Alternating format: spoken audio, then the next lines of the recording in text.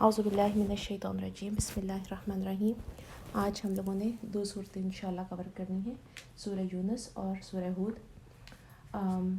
یہ دونوں صورتیں جو ہیں یہ مکی سورہ ہیں اور موضوع اور مضمون کے حساب سے لگتا ہے کہ یہ مکے کے آخری دور کی سورہ ہیں۔ سورہ یونس جو ہے اس میں نام جو دیا گیا ہے اس کا اس طرح سے حوالہ ہے کہ جو سارا کا سارا واقعہ تو یونس علیہ السلام کا نہیں ہے، اس کے اندر ان کی قوم کا، لیکن چونکہ اس میں ان کی قوم کا ذکر آیا ہے، ان کی جو قوم کے ساتھ اللہ تعالیٰ نے عذاب کو دور کیا تھا، جس کے بارے میں ہم سب جانتے ہیں اور تھوڑا سا ذکر کریں گے جب وہ واقعہ آئے گا، کس طرح سے اللہ تعالیٰ نے اپنی رحمت کے ساتھ ان کی قوم کو معاف کر دیا تھا، جس بیکاز کہ حضرت یونس جو تھے وہ اللہ کے حکم آنے سے پہلے اپنی قوم کو چھوڑ کر چلے گئے تھے، تو اللہ نے وہ جو عذاب تھا جو دنیا میں آ جاتا ہے ان قوموں کے لیے جن کے اللہ تعالیٰ فیصلہ کر چکے ہوئے ہوتے ہیں، جو قومیں اپنی نبی کی بات نہیں مانتی ہیں، تو اللہ نے اپنی رحمت کے ساتھ ان کے اوپر سے وہ عذاب دور کر دیا تھا۔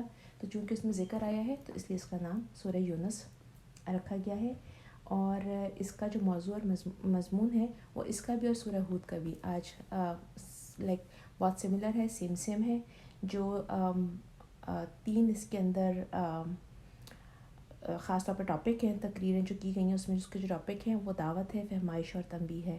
دعوت توحید کی، اللہ تعالیٰ کی طرف بلانے کی، کہ یہ تمام کائنات جو ہے وہ اللہ ہی نے بنائی ہے، اس کا جو بھی انتظام چلایا جا رہا ہے وہ صرف اور صرف اللہ ہی چلا رہا ہے، وہی ہمارا آقا ہے، وہی ہمارا مالک ہے، اور یہ اسی کا حق ہے کہ ہم اس کی بندگی کریں۔ دوسرا جو ٹاپک ہے وہ یہ ہے کہ اس دنیاوی زندگی کے بعد جو دور آنے والا ہے وہ ایک نیا دور ہوگا، اس دور میں ہم دوبارہ پیدا کیے جائیں گے، اور جو کچھ ہم نے کیا ہے اس دنیا میں اس کا ہمیں حساب کتاب دینا ہوگا، ٹھیک ہے۔ اب اس حساب کے بدلے میں یا تو جزا پائیں گے یا سزا پائیں گے، تو چاہے تو تم اس دعوت کو قبول کر کے اللہ کو مان لو اور اللہ کی اطاعت اور فرمان برداری میں آ جاؤ، اور شرک جو ہے اس کی نفی کی گئی ہے، اور عذاب جہنم کی طرف سے بتایا گیا ہے کہ اگر تم نہیں مانو گے تو اللہ کی ذات کے اوپر کوئی فرق نہیں پڑتا، نقصان ہمارا اپنا ہوگا۔ تو یہ بہت ہی سملر ٹاپکس ہیں جو دونوں سورج کے ہیں، تو اس لیے میں نے شروع میں اس بات کو رکھ دیا۔ انشاءاللہ ہم آپ شروع کرتے ہیں۔ اعوذ باللہ من الشیطان الرجیم بسم اللہ الرحمن الرحیم۔ اللہ کے نام سے جو بھی انتہا مہربان اور نہایت رحم فرمانے والا ہے۔ الف لام را۔ یہ اس کتاب کی آیات ہیں جو حکمت اور دانش سے لبریز ہیں۔ کیا لوگوں کے لیے یہ ایک عجیب بات ہو گئی ہے کہ ہم نے خود انہی میں سے ایک آدمی پر وحی بھیجی کہ غفلت میں پڑے ہوئے لوگوں کو چونکا دے، اور جو مان لے تو ان کو خوشخبری دے دے کہ ان کے پاس ان کے رب کی طرف سے سچی عزت اور سرفرازی ہے۔ اس پر منکرین حق نے کہا کہ کیا یہ شخص تو کھلا جادوگر ہے۔ حقیقت یہ ہے کہ تمہارا رب وہی خدا ہے جس نے آسمانوں اور زمینوں کو 6 دنوں میں پیدا کیا، پھر تخت سلطنت پر جلوہ گر ہو کر کائنات کا انتظام چلا رہا ہے۔ کوئی شفاعت سفارش کرنے والا نہیں ہے الا یہ کہ اس کی اجازت کے بعد شفاعت کرے۔ یہی تمہارا رب ہے، لہٰذا تم اسی کی عبادت کرو، پھر کیا تم ہوش میں نہ آؤ گے؟ میری بہنوں، اس والی جو لائن ہے، خاص طور پہ جو کوشچن ہے نا جو اللہ تعالیٰ نے کیا ہے، یہ اس زمانے کے مشرکین سے اور اہل عرب سے تھا، اور آج ہم سب کے لیے بھی ہے۔ نمبر ایک بات جو ہمیں بہت اچھی طریقے سے سمجھ لینی چاہیے کہ یہاں پر اللہ تعالیٰ نے بتایا ہے کہ اللہ تعالیٰ نے کس طریقے سے اس کائنات کو بنایا، اور اس کے بعد اپنے تخت پر جلوہ گر ہوا، اور تمام انتظام اللہ ہی کے اختیار میں ہیں۔ رب کی چونکہ میں ڈیٹیل میں نہیں جاؤں گی، ہم آلریڈی پڑھ چکے ہیں سورہ فاتحہ میں کہ وہی ہے جس نے پیدا کیا، وہی ہمارا معبود ہے، اور اسی کی مکمل حکومت ہے۔ اور اللہ تعالیٰ یہاں فرما رہے ہیں کہ اس کے سامنے کسی کی سفارش کرنے والا کوئی بھی نہیں ہے، اللہ کے آگے کوئی سفارش نہیں کر سکتا۔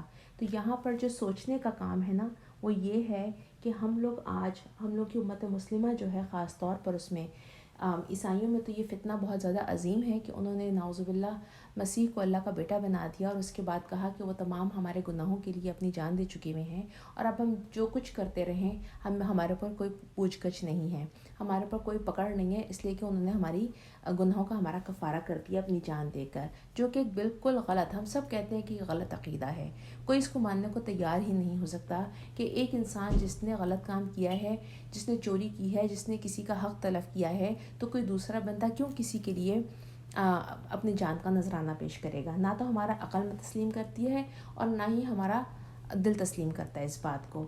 بالکل اسی طریقے سے جیسے وہ گمراہی میں پڑے ہوئے ہیں، ہم نے اپنے اندر جھانک کے دیکھنا ہے. بحیثیت امت مسلمہ، میں اور آپ امت مسلمہ کے فرد ہیں، اور ہم سب اس بات پر یقین رکھتے ہیں کہ اللہ کے نبی محمد صلی اللہ علیہ وسلم قیامت کے دن مسلمانوں کی یا اپنی امت کے لیے شفاعت کریں گے. اس میں کوئی شک نہیں ہے، یقیناً وہ کریں گے.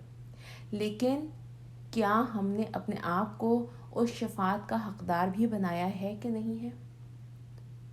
دوسری بات یہ کہ وہ شفاعت کس ٹائم پر کریں گے؟ کیا اس ٹائم پر کریں گے جب آلریڈی ہمیں جہنم میں ڈال دیا جائے گا؟ تو یہ تمام باتیں غور طلب ہیں. ہمارے پاس چونکہ ٹائم کم ہے، ہم اس کی ڈیٹیل میں نہیں جا سکتے ہیں، لیکن یہ سوچنے کا کام ہے. اس کو انڈر لائن کریں کہ اللہ تعالیٰ کہہ رہے ہیں، فرما رہے ہیں، ان لوگوں سے اس وقت بھی کہا تھا اور آج ہمارے لیے بھی یہی جو سوال ہے نا، وہ بار بار ہم نے خود اپنے آپ سے ریز کرے کوشچن کرنا ہے کہ کیا ہمیں ہوش نہیں آتا؟ کیا ہمارے اعمال اس قابل ہیں کہ اللہ کے رسول ہمیں قیامت کے دن اپنا امتی کہہ سکیں؟ کیا ہم ان کی سنت کو ویسے ہی فالو کر رہے ہیں جیسے انہوں نے حکم دیا تھا؟ کام تو ہمارے کچھ نہ ہوں، نمازیں ہماری نہ ہوں، روزے کے معاملوں میں ہمارے مکمل چلے روزے تو ویسے الحمدللہ تمام مسلمان رکھ ہی لیتے ہیں، سال میں ایک ہی دفعہ رکھنے ہوتے ہیں، لیکن اس کے بعد زکوٰۃ دینے میں بھی ڈنڈی کریں. اور حج پہ چونکہ گرمی زیادہ ہوتی ہے اور آسان نہیں ہے تو وہ بھی کرنا کوئی اتنا آسان نہیں ہے. تو بہت دفعہ ہم اپنے اس حج کے ذمہ داری یا فریضے کو بھی پس پش ڈالتے چلے جاتے ہیں کہ جب اللہ کا حکم ہوگا تبھی جائیں گے. کیا ہمارے وہ تمام کام ہیں جو ہم کر رہے ہیں اور اس بات کے پھر اپنے آپ کو حقدار سمجھتے ہیں کہ اللہ رب العزت کے نبی محمد صلی اللہ علیہ وسلم ہمارے اس دن سفارش کریں گے، یا ہم اس شفاعت کے حقدار بھی ہیں کہ نہیں ہیں؟ تو یہ ہمارے اپنے لیے سوچنے کا کام ہے. تو اس کو آپ انڈر لائن کر لیجیے اور لکھ لیجیے تاکہ ہم اس رمضان میں بھی اپنا احتساب بار بار کرتے رہیں اور اللہ ہم کو بہترین توفیق دے کہ ہم اللہ کے اس کتاب کو اور اس کی نبی کی سنت کو پکڑ لیں مضبوطی کے ساتھ، تاکہ قیامت کے دن ان کی شفاعت کے حقدار ہو سکیں. اسی طرف تم سب کو پلٹ کر جانا ہے، یہ اللہ کا پکا وعدہ ہے. بے شک پیدائش کی ابتدا بھی وہی کرتا ہے، پھر وہی دوبارہ پیدا کرے گا، تاکہ جو لوگ ایمان لائے ہیں اور جنہوں نے نیک عمل کیے ہیں ان کو انصاف کے ساتھ جزا دے، اور جنہوں نے طریقہ کفر اختیار کیا ہے وہ کھولتا ہوا پانی پئیں اور دردناک سزا بھگتیں اس انکار حق کی پیدائش میں جو وہ کیا کرتے تھے. وہی ہے جس نے سورج کو دیا بنایا، مینز اجالا بنایا، اور چاند کو چمک دی، یعنی اس کو نور کہہ کے اللہ تعالیٰ نے مخاطب کیا ہے اپنی اس آیت میں. چاند کے گھٹنے اور بڑھنے کی منزلیں ٹھیک ٹھیک مقرر کردہ ہیں تاکہ تم اس سے برسوں اور تاریخوں کے حساب معلوم کرو. اللہ نے یہ سب کچھ برحق پیدا کیا ہے اور وہ اپنی نشانیوں کو کھول کھول کر پیش کر رہا ہے ان لوگوں کے لیے جو علم رکھتے ہیں. اس آیت کو بھی چاہیں تو انڈر لائن کیجیے، اس میں ہمارے لیے بہت اہم میسج ہے. اللہ تعالیٰ نے 1400 سال پہلے ہمیں وہ تمام باتیں کھول کھول کے بتائی تھیں جو کہ آج ہم اس کے اوپر سمجھ رہے ہوتے، غور و فکر کر رہے ہوتے، تدبر کر رہے ہوتے تو ہم کہاں سے کہاں پہنچ چکے ہوئے ہوتے. لیکن ہم لوگوں نے اپنے دین کو سخت بنا کر ایک طرف کر دیا اور دنیا کو سیکولر کر کے دونوں سائڈوں پر الگ الگ کر دیا. اس آیت میں جو اللہ تعالیٰ نے کہا ہے نا کہ اس سورج کو میں نے دیان کا مطلب یہ ہوتا ہے کہ وہ ایسا آبجیکٹ جو خود بخود اپنی جو روشنی ہے وہ خود جنریٹ کرتا ہے، اس کو کسی اور کی روشنی کی یا کسی الیکٹریسٹی کی کسی پاور کی ضرورت نہیں ہے، اتنا پاورفل ہے کہ وہ اپنی روشنی خود جنریٹ کرتا ہے. اور پھر چاند کو کہا کہ وہ نور ہے. نور کا مطلب ہوتا ہے کہ وہ ریفلیکٹڈ لائٹ ہے. آج ہمیں سائنس یہ بات پروف کر کے بتاتی ہے کہ سورج کو جلنے کے لیے یا روشنی دینے کے لیے یا گرمی دینے کے لیے کسی ایندھن کی باہر سے ضرورت نہیں ہوتی ہے. اس کا ایندھن اللہ نے خود اس کے اندر رکھ دیا ہوا ہے اور وہ خود بخود جو ہے جلتا ہے اور اتنی روشنی اور حرارت پروڈیوس کرتا ہے جس سے اس کائنات کا نظام چل رہا ہے. اور ساتھ ہی جو چاند ہے اس کے بارے میں بتایا کہ چاند جو ہے اس کی اپنی کوئی روشنی نہیں ہے، یہ روشنی سورج سے ایبزارب کرتا ہے اور پھر اس کو ریفلیکٹ کرتا ہے تاکہ لوگوں کے لیے اس میں عقل، اللہ تعالیٰ فرما رہے ہیں کہ اس میں میں نے نشانیاں رکھی ہیں ان لوگوں کے لیے جو علم رکھتے ہیں. تو میری پیاری بہنوں، یہاں پر جو ہماری بات سمجھنے کی ہے نا وہ یہ ہے کہ اللہ تعالیٰ نے ہم کو فرمایا ہے علم رکھو، علم رکھنے والے. ہم بار بار ہمیں قرآن مجید میں اللہ تعالیٰ دعوت دیتے ہیں کہ علم حاصل کرو.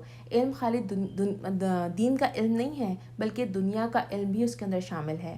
ہماری جو استاد تھیں فوزیہ ناہید، وہ ہمیشہ ایک بات کہتی تھیں قرآن اللہ کا علم ہے، اور قرآن کے بعد تمام میتھ، تمام سائنسز، تمام ہر جو علم ہے جو بھی اس کائنات میں موجود ہے وہ اللہ تعالیٰ ہی کا علم ہے، اور اللہ تعالیٰ جس کو چاہتا ہے جتنا چاہتا ہے اس کو ڈسکور کرنے کی اجازت دے دیتا ہے۔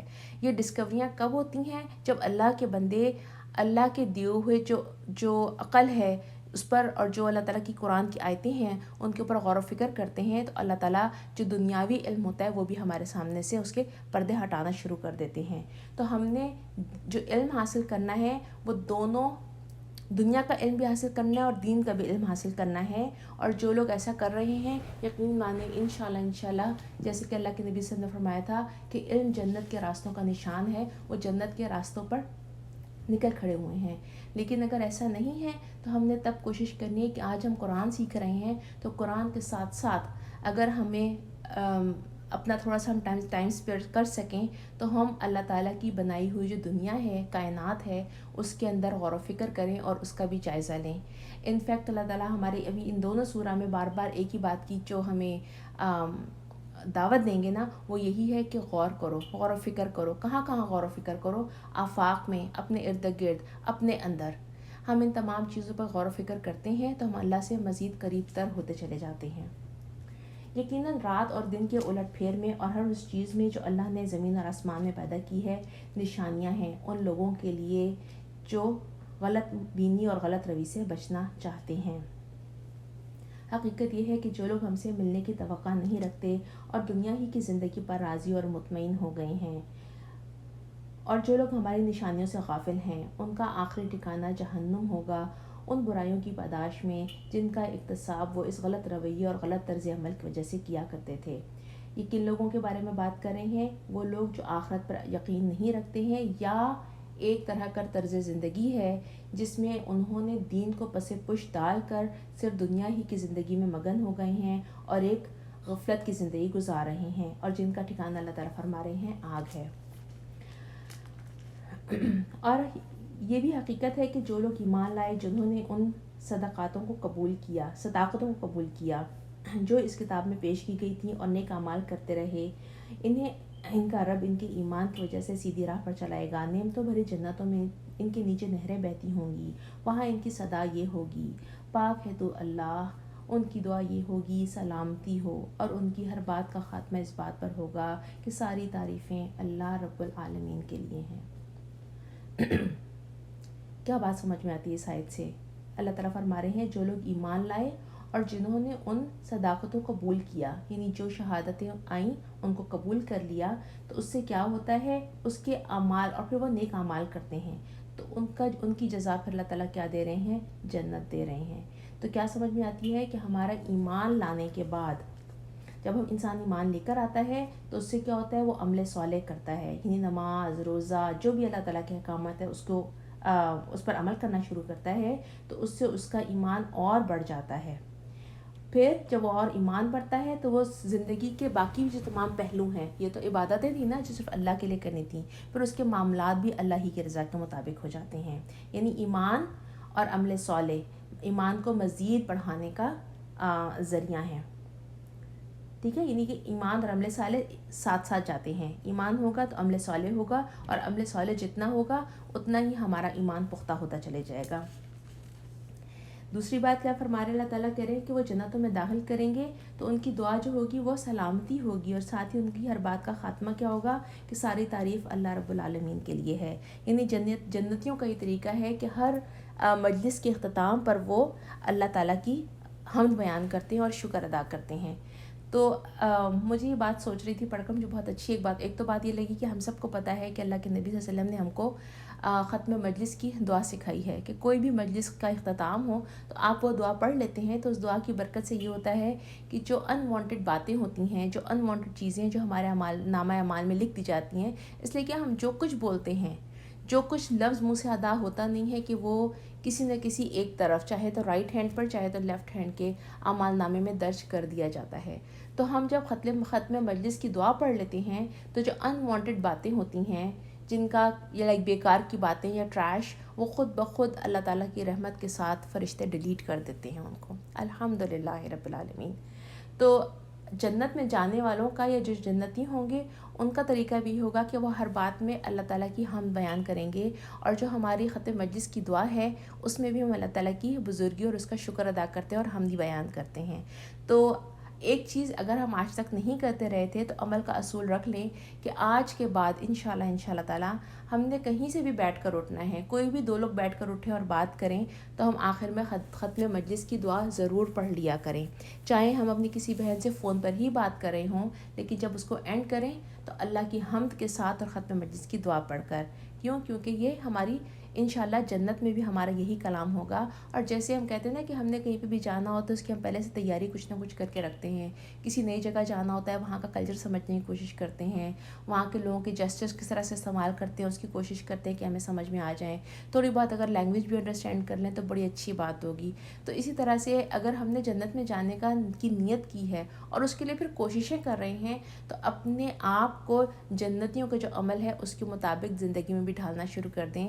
اور اللہ تعالیٰ کو یہ بہت پسند ہے کہ انسان چلتے پھرتے اللہ تعالیٰ کی حمد بیان کرے اور اس کی نعمتوں کا شکر ادا کرے, کیونکہ اللہ تعالیٰ فرماتے ہیں جتنا شکر کرو گے اللہ اس نعمت کو مزید بڑھا دیں گے. اگر کہیں اللہ لوگوں کے ساتھ برا معاملہ کرنے میں بھی اتنی ہی جلدی کرتا جتنا وہ دنیا کی بھلائی مانگنے میں جلدی کرتے ہیں تو ان کی مہلت عمل کبھی کی ختم کر دی گئی ہوتی, مگر ہمارا یہ طریقہ نہیں, اس لیے کہ ہم ان لوگوں کو جو ہم سے ملنے کی توقع نہیں رکھتے ان کی سرکشی میں بھٹکنے کے لیے چھوڑ دیتے ہیں.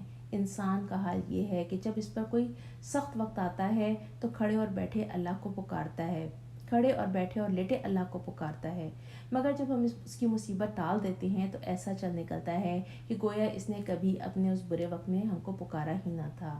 اسی طرح سے حد سے گزر جانے والوں کے لیے ان کے کرتوت خوشنما بنا دیے گئے. میری پیاری بہنوں, یہ جو آیت ہے نا, اس میں میرا اور آپ کے سوچنے کا کیا کام ہے؟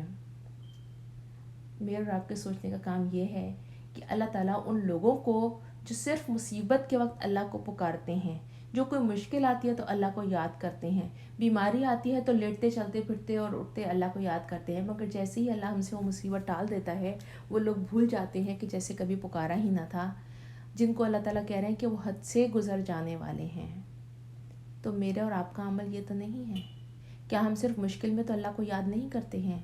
کیا ہم اچھے وقتوں میں جب کہ ہم ریلیکس ہوں, جب کہ ہم خوش ہوں, جب کہ ہمیں کوئی تکلیف نہ ہو, کیا ہم اس وقت بھی اللہ کو ویسے ہی یاد کرتے ہیں اور اس کی نعمتوں کا شکر ادا کرتے ہیں کہ نہیں؟ یہ ہم نے اپنا جائزہ خود لینا ہے, ساتھ ساتھ جائزہ لیتی جائیے انشاءاللہ تعالی.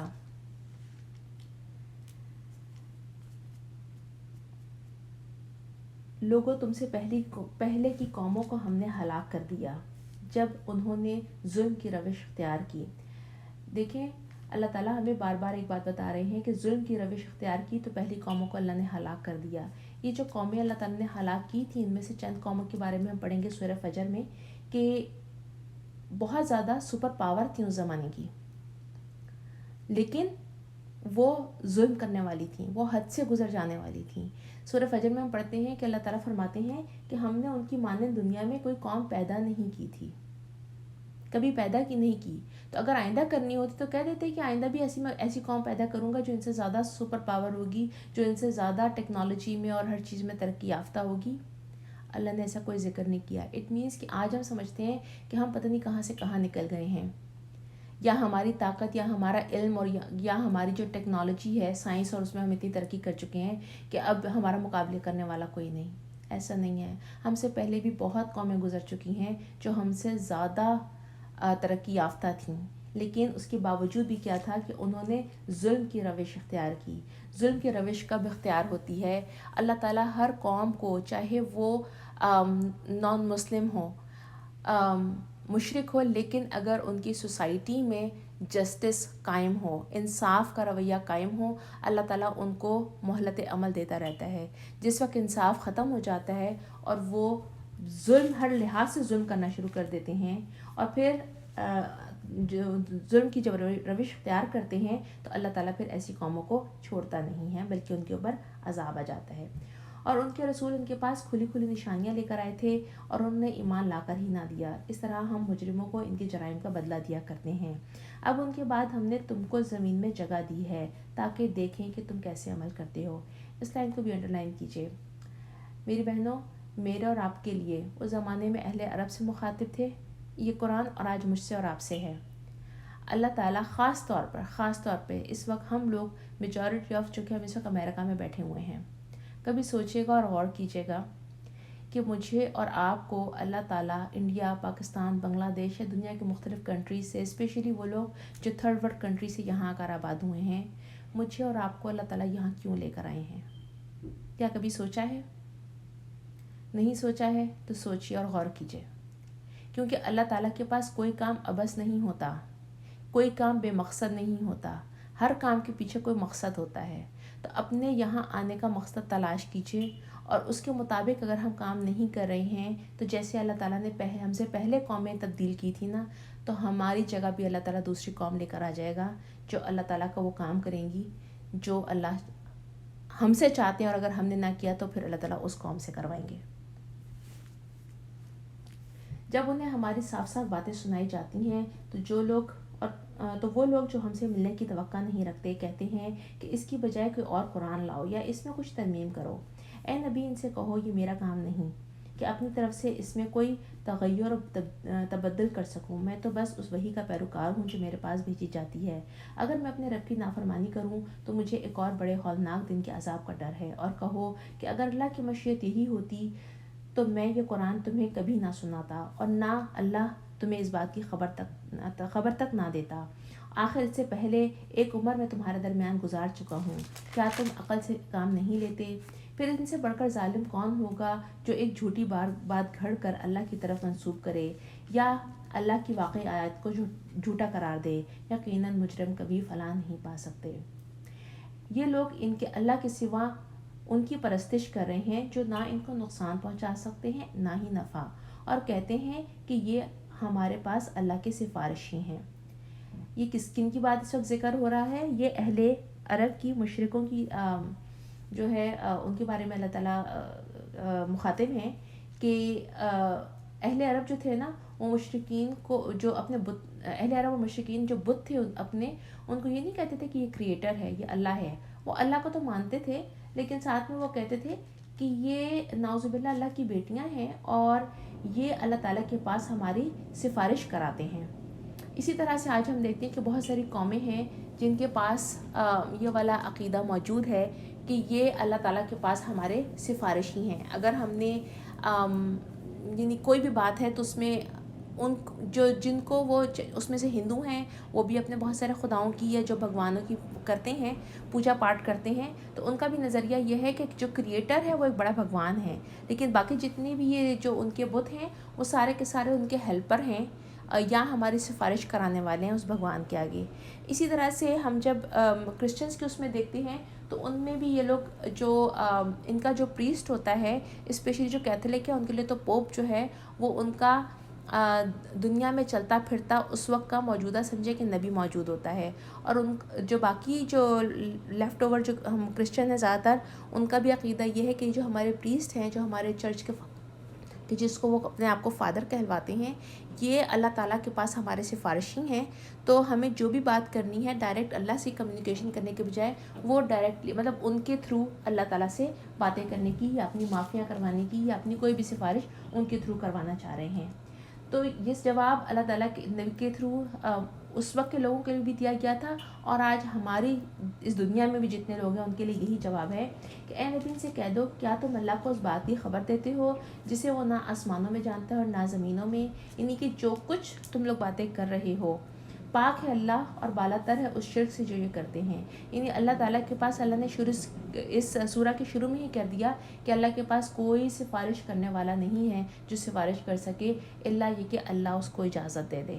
تو یہ تمام جتنے بھی بت ہیں، جتنے بھی جو پریسٹ ہیں، ایون ہمارے اپنے مسلمانوں میں جتنے لوگ مزاروں پہ جاتے ہیں اور منت مرادیں کرتے ہیں، یہ تمام چیزیں جو ہیں ان کا کوئی قرآن سے یا دین سے تعلق نہیں ہے. یہ تمام چیزیں باطل ہیں اور یہ تمام چیزیں ختم ہو جانے والی ہیں، خاص طور پہ یہ شرک ہے اور یہ تمام ہمیں جہنم کی طرف لے کے جاتا ہے. تو ہم نے ایمان کا جائزہ لینا ہے اور بار بار جہاں غلطی ہو رہی ہے وہاں پر ہم نے اللہ تعالیٰ سے معافی مانگنی ہے. ابتداً سارے انسان ایک ہی امت تھے، بعد میں انہوں نے مختلف عقیدے اور مسلک بنا لیے، اور اگر تیرے رب کی طرف سے پہلے ہی ایک بات طے نہ کر لی گئی ہوتی تو جس چیز میں وہ باہم اختلاف کر رہے تھے اس کا فیصلہ کر ہی دیا جاتا. یعنی کیا کہتے ہیں اللہ تعالیٰ کہ سارے شروع میں ایک ہی امت تھے. یعنی اگر اللہ چاہتا تو اللہ تعالیٰ تمام انسانوں کو خود ہی ہدایت دے دیتا اور سیدھے راستے پر چلا دیتا، لیکن اللہ تعالیٰ نے ہمیں عقل دی ہے، اور عقل دینے کے بعد ہمیں چوائس دی ہے کہ ہم اپنی اس عقل کے ساتھ، اس سمجھ کے ساتھ جو کتابیں بھیجی گئی ہیں، جو رسول بھیجے گئے ہیں، اپنا ڈیسیشن خود بنائیں اور چوز کریں کہ ہم نے کون سا راستہ اختیار کرنا ہے. اور یہ جو وہ کہتے ہیں کہ اس نبی پر اس کے رب کی طرف سے کوئی نشانی کیوں نہ اتاری گئی، تو ان سے کہو غیب کا مالک کو مختار اللہ ہی ہے، اچھا انتظار کرو، میں بھی تمہارے ساتھ انتظار کرتا ہوں. لوگوں کا حال یہ ہے کہ مصیبت کے بعد جب ہم ان کو اپنی رحمت کا مزہ چکھاتے ہیں تو فوراً ہی وہ ہماری نشانیوں کے معاملے میں چال بازیاں شروع کر دیتے ہیں. یہ کون سی، یعنی یہاں پر اللہ تعالیٰ کیا فرما رہے ہیں کہ نشانیوں کے معاملے میں یعنی جو مصیبت ہے یہ بھی اللہ تعالیٰ کی طرف سے ایک نشانی ہے. اللہ تعالیٰ جب وہ مصیبت دور کر لیتا ہے انسان سے تو وہ اللہ تعالیٰ کے ساتھ چال بازیاں شروع کر دیتے ہیں. ان سے کہو کہ اللہ اپنی چال میں تم سے زیادہ تیز ہے، اس کے فرشتے تمہاری سب مکاریاں قلم بند کر رہے تھے. وہ اللہ ہی ہے جو تم کو خشکی اور تری میں چلاتا ہے. چنانچہ جب تم کشتیوں میں سوار ہو کر بعد موافق پر فرحاں اور شاداں سفر کر رہے ہوتے ہو، اور پھر جگہ بعد مخالف کا زور ہوتا ہے تو ہر طرف سے موجوں کے تھپیڑے لگتے ہیں اور مسافر سمجھ لیتے ہیں کہ طوفان میں گر گئے ہیں، تو اس وقت سب اپنے دین اللہ ہی کے لیے خالص کر کے اس سے دعائیں مانگنے لگتے ہیں کہ اگر تو نے ہم کو اس بلا سے نجات دے دی تو ہم شکر گزار بنیں گے. یہاں میں آپ کے ساتھ واقعہ شیئر کروں گی حضرت اکرمہ کا. اکرمہ ابو جہل کے بیٹے تھے، اور ہم لوگوں نے پچھلے ہفتے جو سورہ توبہ پڑھی تھی کہ جس میں تھا نا کہ ان کو 4 مہینے کا جو مہلت کا ٹائم دیا تھا کہ یا تو اس مہلت میں وہ دین کو قبول کر لیں اور مسلمان ہو جائیں، دوسرا آپشن یہ تھا کہ ان کو وہ جگہ چھوڑ کر، یعنی عرب جو ہے جزیرہ نما عرب چھوڑ کے کہیں اور جا کر آباد ہو جائیں، اور اگر ان میں سے دونوں آپشن نہ کریں تو پھر ان کو تم جہاں چاہے پاؤ قتل کر دو. یہ اس وقت اللہ تعالیٰ نے حکم دیا تھا. تو حضرت اکرمہ جو تھے نا، تو اس وقت انہوں نے ڈیسائیڈ کیا تھا کہ انہوں نے اسلام قبول نہیں کرنا ہے، اور وہ اپنا جو جزیرہ نما عرب کا جو علاقہ تھا، مکہ تھا، اس کو چھوڑ کر وہ وہاں سے بھاگے تھے اور جا کر کشتی میں بیٹھے تھے کہ وہاں سے بھاگ جائیں. کہتے ہیں کہ جب کشتی بیچ سمندر میں پہنچی تو اس کو طوفان نے گھیر لیا، اور طوفان کے گھیرنے کے بعد اس کشتی کی حالت تھی کہ وہ بالکل ڈوبنے والی تھی. تو اس میں ہر قسم کے جتنے بھی نان مسلم بیٹھے تھے، کوئی لات کو پکارتا تھا، کوئی منات کو، تو کوئی حبل کو، سب اپنے اپنے جتنے بھی کیا کہتے ہیں بتوں کو مانتے تھے ان سب کے نام لے کے وہ ان سے مدد مانگنے لگے. تو ملاح جو کشتی چلا رہا تھا اس وقت، اس نے کہا کہ اس وقت تمام بتوں کو چھوڑ دو پوجنے، اگر اس وقت تمہیں کوئی بچا سکتا ہے نا تو وہ صرف اور صرف اللہ ہی کی ذات ہے جو تمہیں بچا سکتی ہے. اللہ کو پکارو، اگر ہم بچے، ہماری کشتی بچی تو صرف اللہ کی ذات سے بچے گی، ورنہ کوئی نہیں اس کو بچا سکتا. تو اس وقت حضرت اکرمہ کہتے ہیں کہ ایک لمحے کو ان کے دل میں یہ خیال پیدا ہوا کہ اگر بچانے والی ذات صرف اللہ ہی کی ہے جو کہ اس وقت شدید طوفان میں سے مجھے بچا سکتی ہے، تو پھر میں اسی سے بھاگ کر جا رہا ہوں، میں کہاں جا رہا ہوں. وہ لمحہ تھا کہ انہوں نے اپنے دل میں نیت کر لی کہ اگر میں بچ گیا، اللہ نے مجھے اس سے بچا لیا، تو اللہ تعالیٰ میں واپس جا کر اسلام کو قبول کر لوں گا. تو نمبر ایک بات اس والی آیت سے ہمیں کیا باتیں سمجھ میں آتی ہیں، عمل کے اصول کیا ہیں. حدیث کے مفہوم سے آتا ہے کہ اللہ سے جب ہم دعا کریں نا، تو جب دعائیں مانگتے ہیں تو صدقے دل سے کریں، کیونکہ اللہ غافل دل کی باتیں نہیں سنتا ہے. کیونکہ اگر مشرک اور فاسق بھی دل سے دعا مانگتے ہیں اللہ کی طرف سے تو وہ ان کی دعائیں قبول کرتے ہیں. جیسے کہ ہم دیکھ رہے ہیں کہ اس وقت پورے کشتی میں سارے مشرک تھے جو مختلف بتوں کو پکار رہے تھے، لیکن جب سچے دل سے اللہ کو پکارا گیا ہے، اکرمہ نے بھی دعا مانگی، تو اللہ تعالیٰ نے نہ صرف ان کی دعا قبول کی بلکہ ان کو ایمان کی دولت سے بھی نوازا. ٹھیک ہے. اچھا، اس میں ہمارے پاس جو عمل کے اصول ہے نا، یہ جو آزمائش ان کے اوپر آئی تھی اور اس آزمائش سے وہ کیسے نکلے تھے، تو مجھے ایسا لگتا ہے کہ ہمارے لیے نا عمل کے کچھ اور اصول بھی ہیں اس میں. اس میں ایک عمل کا اصول یہ بھی ہے کہ ہم لوگوں میں سے کوئی بھی نہیں چاہتا کہ ہمارے اوپر کبھی آزمائش آئے، لیکن جب میں اس واقعے کو بار بار پڑھتی ہوں اکرمہ کے واقعے کو، تو میں مجھے جو بات سمجھ میں آتی ہے نا، اس سے اپنے لیے جو عمل کا اصول آتا ہے وہ یہ آتا ہے کہ بعض اوقات بہت ساری آزمائشیں ہمیں دیکھنے میں اور محسوس کرنے میں اور گزارنے میں تو بہت مشکل لگتی ہیں، بہت بری لگتی ہیں، بہت کٹن ٹائم ہوتا ہے، لیکن اس کے بعد کا جو ثمرہ ہوتا ہے وہ اتنا عظیم ہے کہ اس کا کوئی نمل بدل نہیں ہے۔ حضرت اکرمہ کو نہ صرف اللہ نے زندگی دی، اس طوفان سے بھی بچایا، بلکہ ان کو ایمان کی دولت سے نواز دیا، ٹھیک ہے۔ اسی طرح سے ہم دیکھتے ہیں مختلف لوگوں کی، ہماری اپنی زندگیوں میں بہت سارے ایسے حالات آتے ہیں کہ اس وقت ہمیں لگتا ہے کہ شاید یہ ہمارا اینڈ آف لائف ہے، اس کے بعد ہمارے پاس کوئی زندگی نہیں ہے، لیکن اگر لیٹر آن ہم جا کر پھر جب اللہ تعالیٰ ہمیں اسے نکال دیتے ہیں، مجھے نہیں پتا کہ ہم میں سے کتنے ہیں جو اس بات پر غور و فکر کرتے ہیں کہ اس مصیبت سے نکلے تو اس کا آؤٹ کم کیا ہوا۔ اگر ہم اس کے اوپر تدبر کرنا شروع کر دیں تو اللہ تعالیٰ ہمارے دلوں پر سے جو اس کے راز ہیں، جو اس کی علم کے پردے ہیں، وہ اٹھانا شروع کر دے گا، اور ہمیں اللہ تعالیٰ کی باتیں سمجھ میں آنا شروع کر دیں گی، ٹھیک ہے۔ اور دوسری بات یہ ہے کہ ان غلطیوں سے جس کی وجہ سے آزمائش آئی ہوئی ہوتی ہے، اگر ہم نے اصلاح کر لی اور توبہ کر لی، اور نہ آئندہ ان غلطیوں کو یا ان کاموں کو جس کی وجہ سے وہ آزمائش آئی، تو ہم اگر وہ نہ کریں تو یہ بھی اللہ تعالیٰ کی بہت بڑی رحمت ہوگی کہ اللہ نے ہماری اصلاح کر دی، ٹھیک ہے۔ اور پھر ہم تو جو بھی آزمائش آئے تو جو سب سے اہم بات ہے وہ یہ ہے اس کے بعد کہ وہ چونکہ اللہ تعالیٰ کی ہمیں قربت دیتی ہے، اللہ تعالیٰ کی اپنی رحمتیں ہمارے اوپر نازل ہوتی ہیں، اس کی وجہ سے ہم اللہ سے قریب ہو جاتے ہیں، اس سے زیادہ تعلق مضبوط کر لیتے ہیں، تو اس پر بھی ہم اللہ کا شکر گزار بن جائیں۔ مگر جب ان کو ایمان بچا لیتا ہے تو پھر وہی لوگ حق سے منحرف ہو کر زمین میں بغاوت کرنے لگتے ہیں۔ لوگوں، تمہاری یہ بغاوت تمہارے خلاف پڑ رہی ہے، دنیا کی زندگی کے چند روزہ مزے ہیں، ڈھونڈ لو، پھر ہماری طرف تمہیں پلٹ کر آنا ہے، اس وقت ہم تمہیں بتا دیں گے کہ تم کیا کچھ کرتے رہے ہو۔ دنیا کی یہ زندگی جس کے نشے میں مست ہو کر تم ہماری نشانیوں سے غفلت برت رہے ہو، اس کی مثال ایسی ہے جیسے آسمان سے ہم نے پانی برسایا تو زمین کی پیداوار جسے آدمی اور جانور سب کھاتے ہیں خوب گھنی ہو گئی، پھر عین اس وقت جب زمین اپنی بہار پر تھی اور کھیتیاں بنی سوری کھڑی تھیں اور ان کے مالک سمجھ رہے تھے کہ اب ہم ان سے فائدہ اٹھانے پر قادر ہیں، کہ یکایک رات یا دن کو ہمارا حکم آ گیا اور ہم نے اسے ایسا غارت کر کے رکھ دیا کہ گویا کہ کل وہاں کچھ تھا ہی نہیں۔ اس طرح ہم اپنی نشانیاں کھول کھول کر پیش کرتے ہیں ان لوگوں کے لیے جو سوچنے سمجھنے والے ہیں۔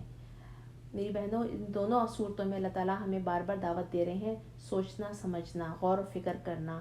کیا ہم ان لوگوں میں شامل ہیں جو فکر کرتے ہیں، جو تدبر کرتے ہیں؟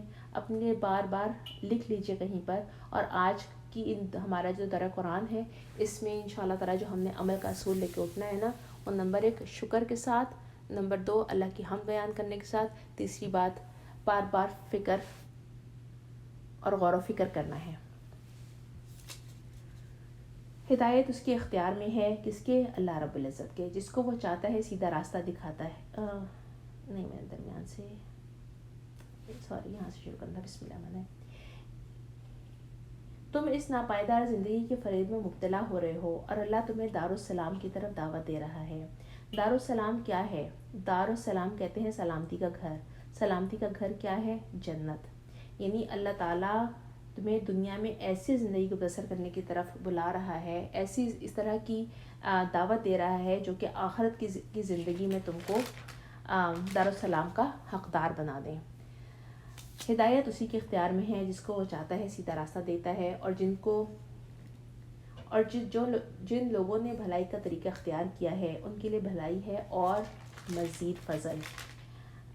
یہاں جو بھلائی ہے اور پھر اس کے بعد مزید جو لفظ آیا ہے وہ زیادہ، اس کا مطلب جو مفسرین کہتے ہیں کہ یہاں پر اللہ تعالیٰ کا چہرہ، جہاں پر بھی اللہ تعالیٰ نے بھلائی جو جنت کی بات کی ہے نا، کہ جنت میں اللہ تعالیٰ اپنا فضل بھی دیں گے اور ساتھ میں مزید، تو وہ مزید جو ہے وہ کیا ہے؟ وہ اللہ تعالیٰ کا دیدار ہوگی، اللہ کا چہرہ ہوگا جو وہ لوگوں کو دیدار کرائیں گے اپنا، ان لوگوں کے جو جنت میں پہنچیں گے۔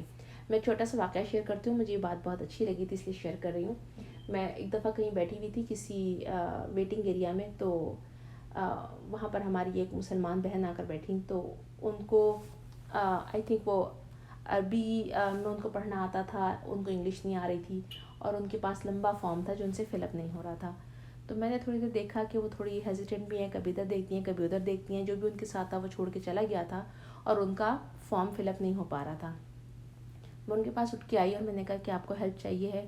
اس نے کہا کہ ہاں میں نے اس کا بھر دیا فارم. آپ کو صرف شیئر میں کر رہی ہوں کہ اس نے بات جب مطلب ختم کیا نا تو میں نے اس کو فارم دیا نا تو اس نے ہاتھ اٹھا کے مجھے دعا دی. مجھے کہتی ہے کہ اللہ تمہیں اپنی رضا دے اور اللہ اس کا بہترین تمہیں جزائے خیر دے، اپنی رضا دے اور تمہیں مزید دے. پھر مجھے کہتی ہے تمہیں پتہ ہے کہ مزید کیا ہے؟ حالانکہ مجھے پتا تھا کہ مزید کیا ہے. میں کہا تم بتاؤ کیا ہے؟ کہتی ہے میں نے تمہارے لیے دعا کی ہے کہ اللہ تعالیٰ جنت میں تم کو اپنے چہرے کا دیدار کرائے. تو مجھے یہ دعا اس کی اتنی پیاری لگی کہ اب میری کوشش ہوتی ہے کہ اکثر و بیشتر میں کسی سے ملوں یا ہم کسی سے خوش ہوتے ہیں یا کسی نے ہمارے اوپر احسان کیا ہوتا ہے تو اس کو ایسی دعا دیجیے. یو نیور نو، ایک تو دعا ویسے ہی اللہ نے قبول کرنی ہے، لیکن اگر قبولیت کا لمحہ ہو گیا تو جو اس کے لیے قبول اللہ تعالیٰ کریں گے وہ آپ کے لیے بھی ضرور قبول کریں گے. تو انشاءاللہ اللہ ہم کو بہترین دعائیں دینے والا بھی بنا دے اور ان کو قبول کرنے والا بھی بنا دے انشاءاللہ تعالیٰ.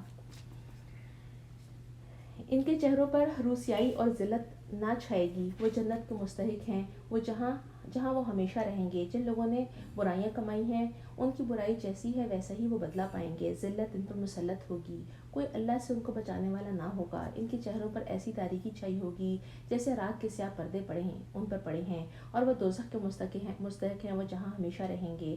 جس روز ہم ان سب کو ایک ساتھ اپنی عدالت میں اکٹھا کریں گے، پھر ان لوگوں نے جنہوں نے شرک کیا ہے کہیں گے کہ ٹھہر جاؤ تم بھی اور تمہارے بنائے ہوئے شریک بھی، اور پھر ہم ان کے درمیان سے اجنبیت کا پردہ ہٹا دیں گے.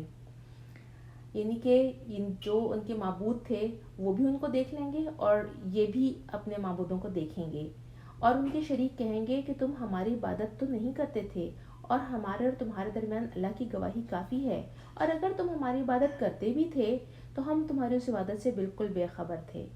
یعنی کتنی بڑی یہ بات ہے کہ قیامت کے دن وہ لوگ جو جن بتوں کو یعنی جن لوگوں کے بت بنا کر پوج رہے ہیں یا کسی بھی طریقے سے وہ کسی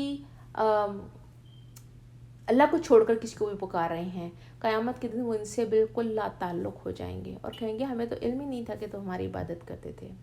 ان میں تمام ہمارے لیے سوچنے کا کام ہے.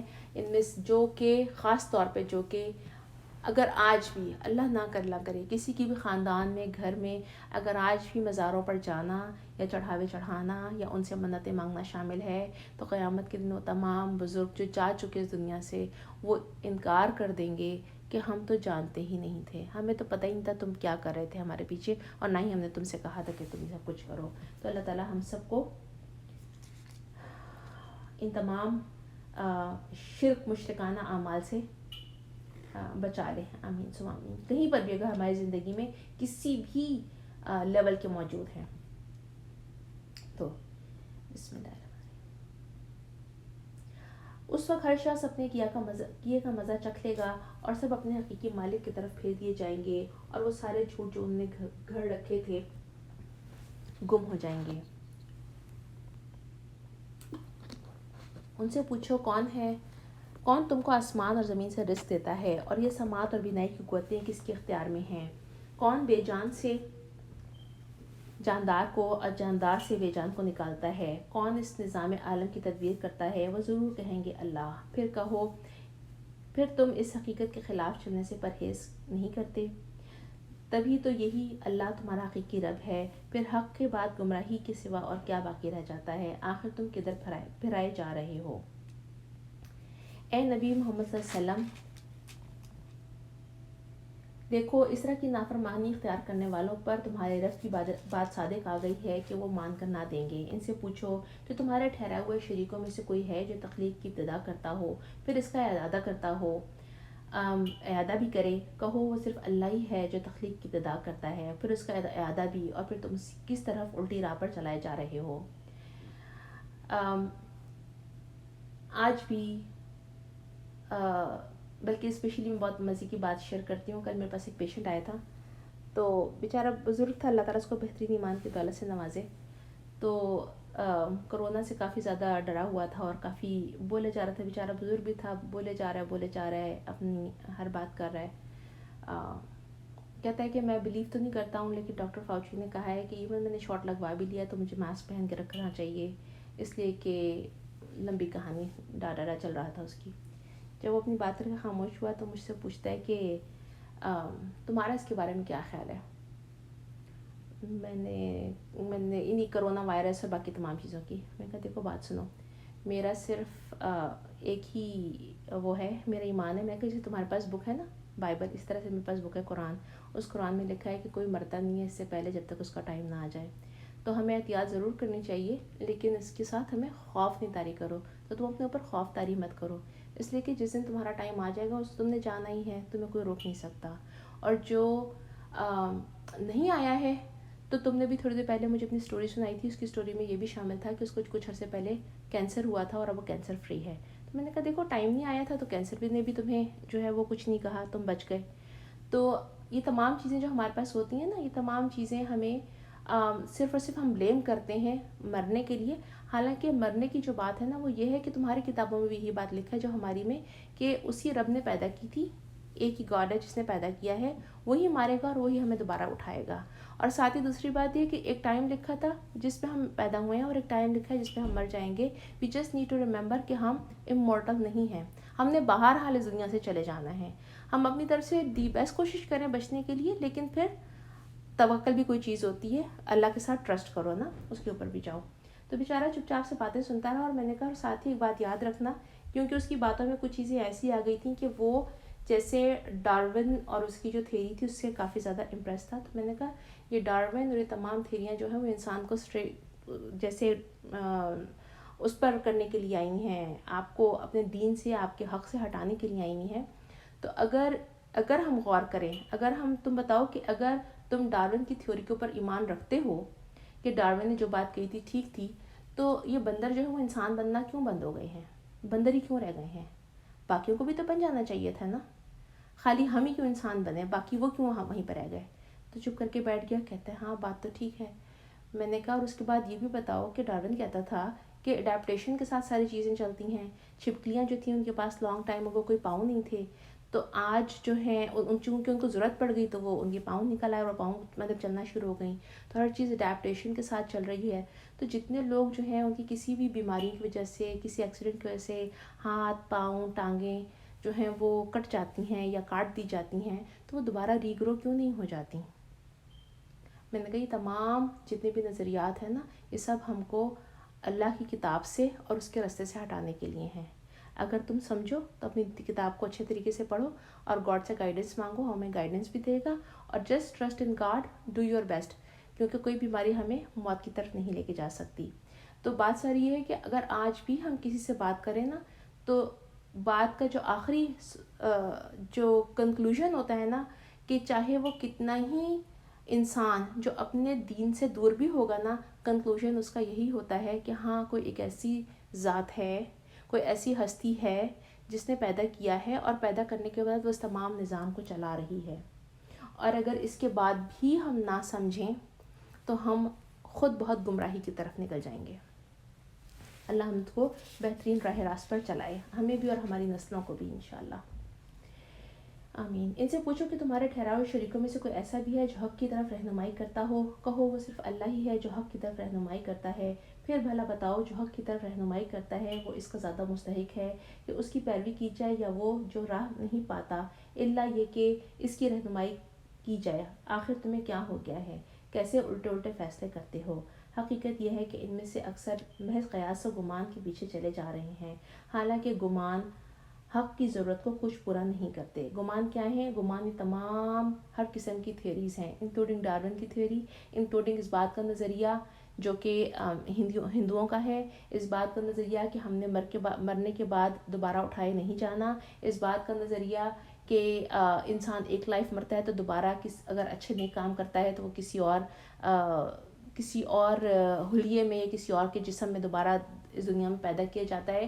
یہ تمام باتیں ایک قیاس ہیں، ایک گمان ہے، اس کے پیچھے کچھ ٹروتھ نہیں ہے۔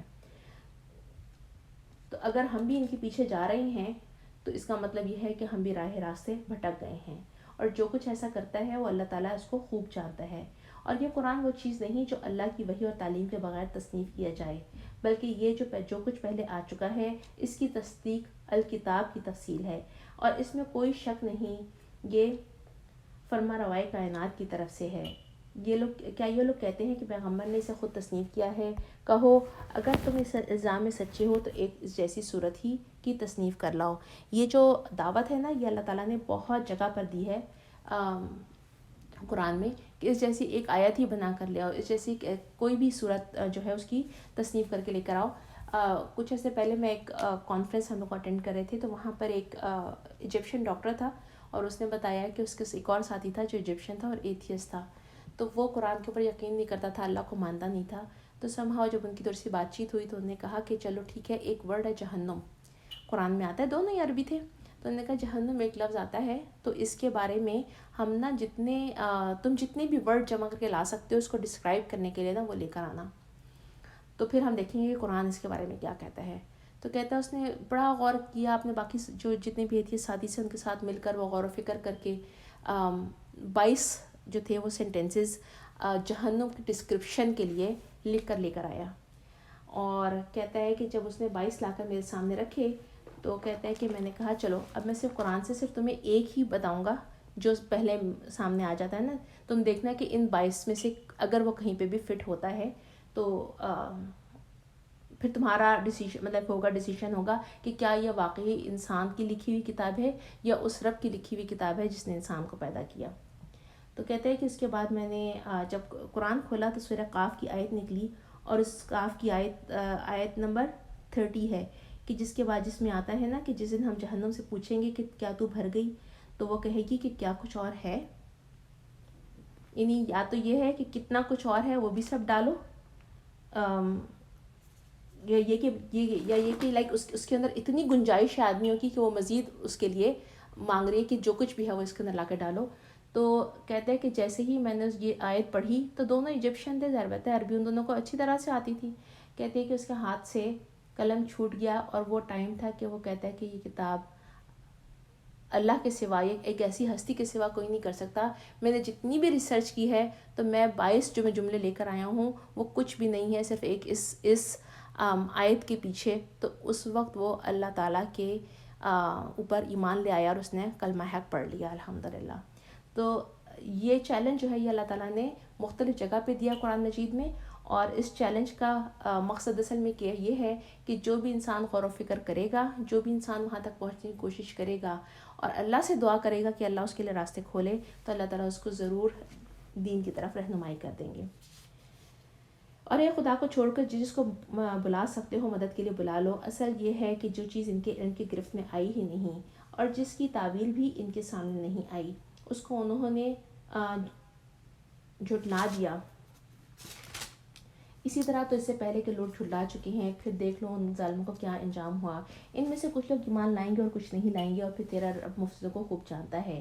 اگر یہ تجھے جھٹلا دیتے ہیں تو کہہ دے کہ میرے لیے میرا عمل ہے اور تمہارے لیے تمہارا عمل، میں جو کچھ کرتا ہوں اس کی ذمہ داری سے تم بری ہو، اور جو کچھ تم کرتے ہو اس کی ذمہ داری سے میں بری ہوں۔ یہ جو اصول ہے یہ ہمارے لیے بھی آج عمل کا اصول ہے۔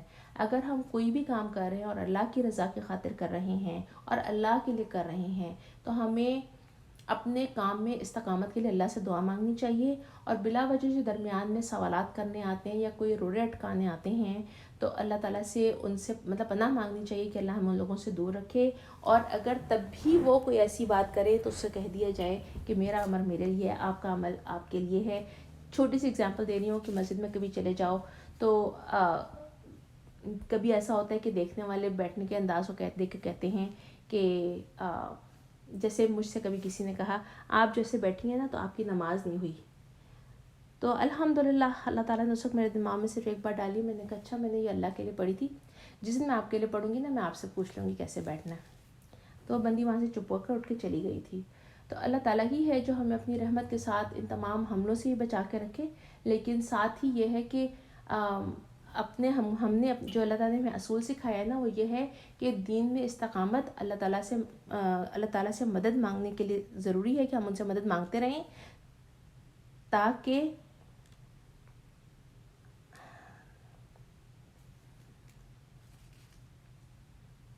پلیز بہنوں اپنے مائکرو فون کو بند کر کے رکھیں، اس لیے کہ ڈسٹریکشن ہو جاتی ہے تھوڑا سا. بسم اللہ الرحمن الرحیم. بہرحال ہم جو بھی کام کرتے ہیں اللہ کے لیے کرتے ہیں، تو ہمیں لوگوں کو صفائیاں پیش نہیں کرنی ہیں. ان میں سے بہت سارے لوگ ہیں جو تیری باتیں سنتے ہیں، مگر کیا تو بہروں کو سنائے گا، خواہ وہ کچھ نہ سمجھتے ہوں. ان میں سے بہت سے لوگ ہیں جو دیکھتے ہیں، مگر کیا تو اندھوں کو راستہ بتائے گا، خواہ انہیں کچھ نہ سوچتا ہو. اس میں اللہ تعالیٰ نے ان لوگوں کو جو سنتے بھی ہیں اور دیکھتے بھی ہیں، لیکن چونکہ انہوں نے قرآن سے یا دین سے اپنی آنکھیں بند کر لی ہیں، اپنے سننا نہیں چاہتے، دیکھنا نہیں چاہتے، تو اللہ تعالیٰ ان کو بہرا اور اندھا کہہ کر مخاطب کر رہے ہیں. حقیقت یہ ہے کہ اللہ لوگوں پر ظلم نہیں کرتا، لوگ خود ہی اپنے اوپر ظلم کرتے ہیں، اور یہ آج کی دنیا کی زندگی میں مست ہیں. اور جس روز اللہ ان کو اکٹھا کرے گا تو یہی دنیا کی زندگی انہیں بس ایسی محسوس ہوگی کہ گویا محض ایک گھڑی ہی آپس میں جان پہچان کرتے ہوئے ٹھہرے تھے. اس وقت ان کو تحقیق ہو جائے گا کہ فی الواقع سب گھاٹے میں رہے وہ لوگ جنہوں نے اللہ کی ملاقات کو جھٹلا دیا، اور وہ ہرگز راہ راست پر نہ تھے. جن کے برے نتائج سے ہم انہیں ڈرا رہے ہیں، ان کا کوئی حصہ ہم تیرے جیتے جی دکھا دیں یا اس سے پہلے ہی تجھے اٹھا لیں. بہر انہیں آنا ہماری طرف ہے، جو کچھ یہ کر رہے ہیں اس پر اللہ گواہ ہے. ہر امت کے لیے ایک رسول ہے. اللہ تعالیٰ نے یہاں امت کی بات کہی ہے، امت کے لیے ایک رسول ہے. اس کا مطلب یہ ہے کہ کسی بھی رنگ، کسی بھی نسل، کسی بھی علاقے کا انسان اگر اس رسول کی دعوت کے اوپر ایمان لے آتا ہے تو وہ اس رسول کا امتی ہو جاتا ہے. اور پھر جب امت کے پاس اس کا رسول آ جاتا ہے تو پھر اس کا فیصلہ پورے انصاف کے ساتھ چپکا دیا جاتا ہے. یعنی وہ تمام امتیں جو پہلے گزر چکی ہیں اور جنہوں نے اپنے رسولوں کے آنے کے بعد ان کی پیروی نہیں کی، تو اللہ تعالیٰ نے ان کے ساتھ جو بھی فیصلہ کیا ہم پڑھتے ہیں بار بار. اللہ تعالیٰ ہمیں قرآن مجید میں بتاتے ہیں کہ اللہ تعالیٰ ظلم نہیں کرتا، بلکہ وہ اپنے ہی اعمال کی وجہ سے اس انجام کے حقدار ہوئے تھے، اور اس پر ذرا برابر بھی ظلم نہیں کیا جاتا. کہتے ہیں کہ اگر تمہاری یہ دھمکی سچی ہے تو آخر ایک کب پوری ہو کر رہے گی. کہو میرے اختیار میں نہ تو خود اپنا نفع اور نقصان بھی نہیں، سب کچھ اللہ کی مشیت پر موقوف ہے. ہر امت کے لیے ایک مدت ہے، جب یہ مدت پوری ہو جائے گی تو گھڑی بھر کی تقدیم و تاخیر نہیں ہو سکے گی. ان سے کہو کہ کبھی تم نے سوچا ہے کہ اللہ کا عذاب اچانک اگر آ جائے رات یا دن کے وقت تو تم کیا کر سکتے ہو؟ آخر ایسی کون سی چیز ہے جس کے لیے مجرم جلدی مچائیں گے؟ کیا وہ جب وہ تم پر آ پڑے اس وقت تم اسے مانو گے؟ اب بچنا چاہتے ہو، حالانکہ تم خود ہی اس کے جلدی آنے کا تقاضا کر رہے تھے. پھر ظالموں سے کہا جائے گا کہ اب ہمیشہ کے عذاب کا مزہ چکھو. جو کچھ تم کماتے رہے ہو اس کی پاداش میں کے سوا اور کیا بدلہ تمہیں دیا جا سکتا ہے. یہ اللہ تعالیٰ بار بار قیامت کا ذکر کر رہے ہیں کہ قیامت جو تم پر آ پڑے گی تو کیا تم اس وقت یقین کرو گے؟ پوچھتے ہیں کہ کیا یہ واقعی ہی سچ ہے جو تم کہہ رہے ہو؟ کہو میرے رب کی قسم یہ بالکل سچ ہے، تو اور تم اتنا بلبوتا نہیں رکھتے کہ اسے ظہور میں آنے سے روک دو. سوچنے کا کام ہمارا کیا ہے؟ قیامت کے انتظار میں اگر بیٹھ کر انتظار کریں کہ جب وہ آئے گی تو کیا واقعی آ جائے گی؟ کیا وہ آئے گی تو کیا ہم اسے روک سکیں گے؟ کیا وہ آئے گی تو ہمارا کیا انجام ہوگا؟ ہم اگر قیامت کو اس چھوٹے سے آج کل جس علاقے میں رہ رہے ہیں ٹیکسس میں جتنے ٹورنیڈوز آتے ہیں مختلف جگہوں پر، کیا وہ بتا کر آ رہے ہوتے ہیں؟ بہت دفعہ انفارمیشن آ جاتی ہے لیکن بہت دفعہ نہیں بھی آتی ہے. اور اگر آ بھی جائے تو مجھے یہ بتائیں کیا اتنا ٹائم بچتا ہے انسان کے پاس کہ وہ وہاں سے اپنی جان کو بچا لے؟ نہیں. چلو اگر بیسمنٹ تھے، آپ اپنے گھروں کے بیسمنٹ میں چلے گئے، کیا آپ اپنے گھروں کو بچا سکتے ہیں؟ نہیں. یہ تو چھوٹا سا دنیاوی اللہ تعالیٰ اپنی نشانیاں دکھا رہے ہوتے ہیں ہم سب کو کہ ہم اتنے سے ٹورنیڈو سے چھوٹے چھوٹے آتے ہیں یا یہ جو ہیل اسٹارم آ جاتے ہیں ہم ان سے اپنے آپ کو نہیں بچا سکتے ہیں، تو قیامت آئے گی تو اس وقت کیا ہوگا، جو کہ اس دنیا کی سب سے بڑی حقیقت ہے. اور آن ٹاپ آف دیٹ جب انسان کی موت آ جاتی ہے تو کیا انسان اپنی موت کو روک سکتا ہے؟ کوئی بھی نہیں روک سکتا. ہر اس شخص کے پاس جس نے ظلم کیا ہے روئے زمین کی دولت بھی ہو تو اسے عذاب سے بچنے کے لیے وہ اسے فدیہ میں دینے پر آمادہ ہو جائے گا. جب یہ لوگ اس عذاب کو دیکھ لیں گے تو دل ہی دل میں پچھتائیں گے، مگر ان کے سامنے ان کے درمیان پورے انصاف سے فیصلہ کیا جائے گا. کوئی ظلم ان پر نہ ہوگا. سنو، آسمان اور زمینوں میں جو کچھ ہے وہ اللہ کا ہے. سن رکھو، اللہ کا وعدہ سچا ہے، مگر اکثر انسان نہیں جانتے. وہی زندگی بخشتا ہے، وہی موت دیتا ہے، اور اسی کی طرف تم سب کو پلٹنا ہے. لوگوں، تمہارے رب کی طرف سے نصیحت آ گئی ہے، یہ وہ چیز ہے جو دلوں کے امراض کی شفا ہے، جو اسے قبول کر لیں ان کے لیے رحمت اور رہنمائی اور رحمت ہے۔ یہ کس چیز کے بارے میں بات ہو رہی ہے؟ اس قرآن کے بارے میں۔ یہ قرآن رہنمائی ہے، یہ قرآن رحمت ہے اور دلوں کے امراض کی شفا ہے۔ اے نبی کہو یہ اللہ کا فضل ہے، اس کی مہربانی ہے کہ یہ چیز اس نے بھیجی، اس پر تو لوگوں کو خوشی منانی چاہیے، یہ ان سب چیزوں سے بہتر ہے جنہیں لوگ سمیٹ رہے ہیں۔ اے نبی ان سے کہو کہ تم لوگوں نے کبھی یہ سوچا ہے کہ جو رزق اللہ نے تمہارے لیے اتارا ہے اس میں سے تم نے خود ہی کسی کو حرام اور حلال ٹھہرا لیا؟ ان سے پوچھو اللہ نے تم کو اس کی اجازت دی تھی یا پھر تم اللہ پر افترا کر رہے ہو؟ اور جو لوگ اللہ پر ایک جھوٹا افترا باندھتے ہیں ان کا یہ کیا گمان ہے کہ قیامت کے روز سے معاملہ ہوگا؟ تو اللہ تو لوگوں پر مہربانی کی نظر رکھتا ہے، مگر اکثر انسان ایسے ہیں جو شکر نہیں کرتے۔ اس کو انڈر لائن کر لیجئے۔ یہ اللہ تعالیٰ نے انسان کا یعنی اللہ کا شکوہ ہے انسان کے ساتھ کہ اللہ تو اپنے لوگوں کے اوپر بہت مہربان ہے، اللہ تو اپنے بندوں پر مہربانی کی نظر رکھتا ہے، لیکن ہمارا حال کیا ہے کہ اکثر انسان ایسے ہیں جو شکر نہیں کرتے۔ ہمارے لیے عمل کا اصول کیا ہے؟ قرآن جس کو اللہ تعالیٰ کہہ رہے ہیں میرا فضل ہے، میری نعمت ہے، اگر ہم جانیں تو یہ دنیا کی ہر اس چیز سے بہتر ہے جس کو ہم سمیٹ رہے ہیں۔ تو اس قرآن کا جو ہمیں تحفہ ملا ہے، اس ایمان کا جو اللہ تعالیٰ نے ہمیں عطا کیا ہے، اس اسلام کا جو اللہ تعالیٰ نے ہمارے لیے چوز کیا ہے اور ہمیں رہنمائی دی اور ہمیں گائیڈنس دی ہے اس ہدایت کا، تو ہمیں اللہ تعالیٰ کا بار بار شکر ادا کرنا چاہیے، عمل کے ذریعے بھی، قول کے ذریعے بھی، اور پھر اس کتاب کو آگے سکھا کر پڑھا کر لوگوں تک پہنچانا بھی ہے اس بات کو انشاءاللہ تعالیٰ۔ اللہ ہمیں عمل کی توفیق عطا فرمائے۔ اے نبی تم جس حال میں بھی ہوتے ہو اور قرآن سے جو کچھ بھی سناتے ہو اور لوگوں تم جو کچھ بھی کرتے ہو، اس کے دوران ہم تم کو دیکھتے رہتے ہیں۔ کوئی ذرہ برابر چیز آسمان میں اور زمین میں ایسی نہیں، نہ چھوٹی نہ بڑی، جو تیرے رب کی نظر سے پوشیدہ ہو، ایک صاف دفتر میں درج نہ ہو۔ یعنی ہمارا اپنا عمل بھی، جو اللہ کے دوست ہیں، جو ایمان لاتے ہیں، جنہوں نے تقوی کا رویہ اختیار کیا ہے، ان کے لیے کسی خوف اور رنج کا موقع نہیں۔ یہ کل پرسوں کی بات ہے کہ میں اس کو پڑھ رہی تھی تو بہت مزے کی اچھی بات ہے، میں آپ کے ساتھ شیئر کر رہی ہوں۔ پاکستان سے بھی آئی ہوں، جیٹ لیگ چل رہا تھا تو شام کے وقت ڈرائیو بہت مشکل لگ رہی تھی، اس لیے کہ نیند کا بہت غلبہ تھا۔ تو بیٹے سے کہا کہ مجھے کہیں جانا ہے، مجھے لے جاؤ، تو بیچارہ لے گیا۔ اگلے دن بھی کچھ کام تھے 2-4 باہر کے، پھر اس سے کہا تو بیچارے نے کروا دیے، اللہ اس کو بہترین جزائے خیر دے۔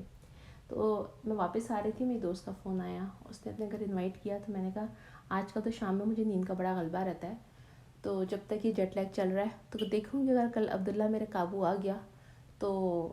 میں نے بھی اتنی بات ہی کہی تھی نا، تو اس بچے نے مجھے آگے سے کہا، کہتا ہے نو نو نو، میں کنٹرول میں کسی اگر کوئی کام نہیں کرتا، میں جو آپ کے سب کام کرتا ہوں نا، آپ کا خیال رکھتا ہوں، جسٹ بیکاز آئی فیئر اللہ۔ اور میں اس بچے کی شکل دیکھ رہی تھی اور میرے دل میں اس کے لیے اتنا پیار بھی آ رہا تھا، اور میں نے دل کی گہرائیوں سے دعا کی کہ اللہ تعالیٰ جیسے آپ نے اس کو اپنا فیئر دیا، اس کو اور بڑھا دیجیے گا، اور ہمیں بھی یہی فیئر دے دیں کہ ہم جب بھی آپ کے ساتھ کوئی معاملہ کریں یا دنیا میں ہم جو بھی کام کریں نا، اس میں جو ہمارا جو فوکس ہو وہ اللہ کا تقویٰ ہو، اللہ کا فیئر ہو۔ اگر یہ رویہ ہم نے اختیار کر لیا اور یہ فیئر ہر وقت ہمارے دلوں میں رہا اور ہم نے اس کے مطابق عمل کیے، تو اللہ تعالیٰ فرماتے ہیں کہ ان کے لیے کوئی خوف نہیں ہوگا اور کوئی رنج نہیں ہوگا۔ دنیا اور آخرت دونوں کی زندگی میں ان کے لیے بشارت ہی بشارت ہے۔ اللہ کی باتیں بدل نہیں سکتی، یہ بڑی کامیابی ہے۔ اے نبی جو باتیں یہ لوگ تجھ پر بناتے ہیں وہ تجھے رنجیدہ نہ کریں، عزت ساری کی ساری اللہ کے اختیار میں ہے، یعنی ساری عزت اللہ ہی کے اختیار میں ہے۔ وہ جس کو چاہتا ہے عزت دیتا ہے اور جس کو چاہتا ہے نہیں دیتا، اور وہ سب کچھ سن رہا ہوتا ہے اور سب کچھ جانتا ہے۔ آگاہ ہو آسمانوں میں بسنے والے ہو یا زمین کے سب اللہ ہی کے مملوک ہیں، اور جو لوگ اللہ کے سوا خود ساختہ شریکوں کو پکار رہے ہیں، اپنے خود ساختہ شریکوں کو پکار رہے ہیں، وہ نیرو وہم و گمان کے پیرو ہیں اور محض قیاس سرایاں کرتے ہیں۔ وہی اللہ ہے جس نے تمہارے لیے رات بنائی اور دن اسی میں سکون حاصل کرو، اور دن کو روشن بنائیں، اس میں نشانیاں ہیں ان لوگوں کے لیے جو کھلے کانوں سے پیغمبر کی دعوت کو سنتے ہیں۔ لوگوں نے کہہ دیا کہ اللہ نے کسی کو بیٹا بنایا. سبحان اللہ, وہ تو بے نیاز ہے. آسمان اور زمینوں میں جو کچھ ہے وہ سب اس کی ملک ہے. تمہارے پاس اس قول کے لیے آخر دلیل کیا ہے؟ کیا تم اللہ کے متعلق وہ باتیں کہتے ہو جو ہمارے علم میں نہیں ہیں؟ اے نبی صلی اللہ علیہ وسلم کہہ دو, جو لوگ اللہ پر جھوٹے افطرا باندھتے ہیں وہ ہرگز فلاح نہیں پا سکتے. دنیا کی چند روزہ زندگی کے مزے کر لیں, پھر ہماری طرف ان کو پلٹنا ہے. پھر ہم اس کفر کے بدلے میں جس کا وہ ارتکاب کرتے تھے ان کو سخت عذاب کا مزہ چکھائیں گے. ان کو نوح کا واقعہ سناؤ. ابھی اللہ تعالیٰ کچھ انبیاء کے واقعے ہم کو سنوا رہے ہیں تاکہ ہم ان سے عبرت حاصل کریں اور سبق لیں. ان کو نوح کا واقعہ سناؤ, اس وقت کا قصہ جب اس نے اپنی قوم سے کہا تھا کہ اے برادران قوم, اگر میرا تمہارے درمیان رہنا اور اللہ کی آیات سنا کر تمہیں غفلت سے بیدار کرنا تمہارے لیے ناقابل برداشت ہو گیا ہے تو میرا بھروسہ اللہ پر ہے. تم نے ٹھہرائے ہوئے شریکوں کو ساتھ لے کر متفقہ فیصلہ کر لو اور جو منصوبہ تمہارے پیش نظر ہو اس کو خوب سوچ سمجھ لو تاکہ اس کا کوئی پہلو تمہاری نگاہ سے پوشیدہ نہ رہے. پھر میرے خلاف اس کو عمل میں لے آؤ اور مجھے ہرگز مہلت نہ دو. تم نے میرے نصیحت سے منہ موڑا تو میرا کیا نقصان. میں تم میں سے کسی سے اجر نہیں مانگتا تھا, میرا اجر تو اللہ کے ذمے ہے اور مجھے حکم دیا گیا ہے کہ کوئی خواہ مانے یا نہ مانے میں خود مسلم ہی بن کر رہوں.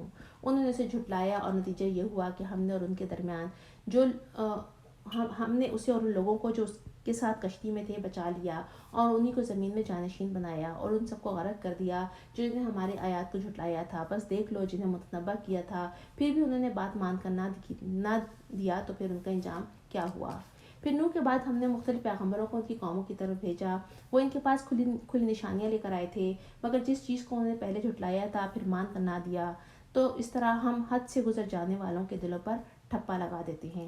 یعنی جو لوگ حق سے انکار کرتے ہیں, اللہ کی نشانیوں کو دیکھ کر تب بھی اللہ کا قرب نہیں حاصل کرتے ہیں, تو اللہ تعالیٰ ان کا دل سخت کر دیتا ہے اور ان کے اوپر پھر ایمان کا کوئی اثر نہیں ہوتا.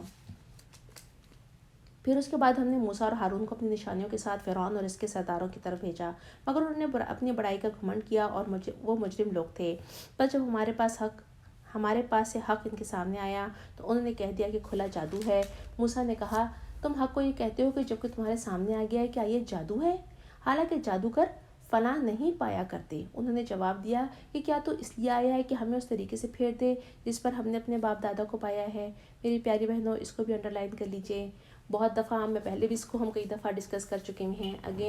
اگر ہمارے زندگی میں ہماری ٹریڈیشنز میں کوئی ایسا ٹریڈیشن ہے جو کہ اسلام سے یا سنت سے پروون نہیں ہے اور ہم تب بھی اس کو نہیں چھوڑتے صرف یہ بات کہہ کر کہ ہم یہ کام صرف اس لیے کر رہے ہیں کہ ہم نے اپنے باپ دادا کو ایسے ہی کرتے دیکھا تھا, تو دیکھیے ہم میں اور ان لوگوں میں جن کو اللہ تعالیٰ نے صفحہ ہستی سے ختم کیا تھا نا, کوئی فرق نہیں رہے گا.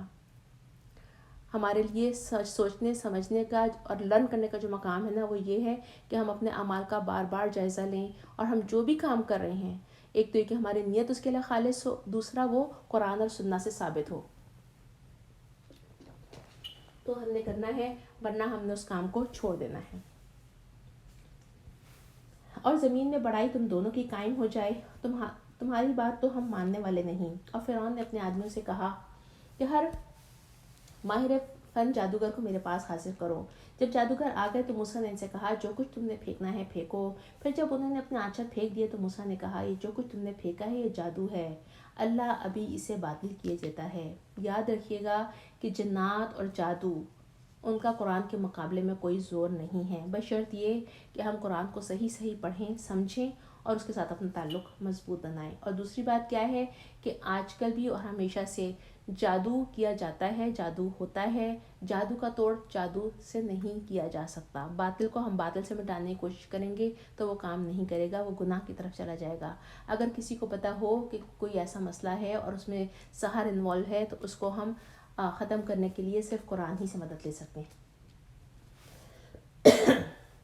مفسدوں کے کام کو اللہ نے سدھرنے نہیں دیا اور اللہ اپنے فرمانوں سے حق کو حق کر دکھاتا ہے, خواہ مجرموں کو کتنا ہی ناگوار ہو. پھر دیکھو موسیٰ کی قوم میں سے چند نوجوان کے سوا کسی نے نہ مانا. یہ چند نوجوان کون تھے؟ جن کے والدین تو ایمان لانے سے گریز کر رہے تھے یا اپنے آپ کو جو موسیٰ علیہ السلام کی باتیں جو تھی یا اپنے ایمان کو اوپن کرنے سے گریز کرتے تھے, ان کی بات ماننے سے گریز کرتے تھے. لیکن یہ نوجوان کون تھے؟ جو حق کے علمبردار تھے, فرعون کے ڈر سے اور خود اپنی قوم کے سربراہ اور لوگوں کے ڈر سے جنہیں خوف تھا کہ فرعون ان کو عذاب میں مبتلا کر دے گا. اور یہ واقعہ یہ ہے کہ فرعون زمین میں غلبہ رکھتا تھا اور ان لوگوں میں سے تھا جو کسی حد پر نہیں رکتے. تو اس میں کیا بتایا جا رہا ہے کہ صرف موسیٰ علیہ السلام کی جو قوم کے چند جوان تھے انہوں نے ان کی باتیں مانی تھیں. باقی لوگ جو تھے وہ فرعون سے ڈر کر اپنا حضرت موسیٰ کے اوپر ایمان لے کر نہیں آ رہے تھے. موسیٰ نے اپنی قوم سے کہا کہ لوگوں اگر تم واقعی اللہ پر ایمان رکھتے ہو تو اس پر بھروسہ کرو اگر مسلمان ہو. انہوں نے جواب دیا ہم نے اللہ پر ہی بھروسہ کیا ہے. اے ہمارے رب ہمیں ظالم لوگوں کے لیے فتنہ نہ بناؤ اور اپنی رحمت سے ہم کو کافروں سے نجات دے. اور ہم نے موسیٰ اور اس کے بھائی کو اشارہ کیا کہ مصر میں چند مقام اپنے قوم کے لیے مہیا کر دو اور اپنے مکانوں کو قبلہ ٹھہرا لو اور نماز قائم کرو اور اہل ایمان کو بشارت دے دو.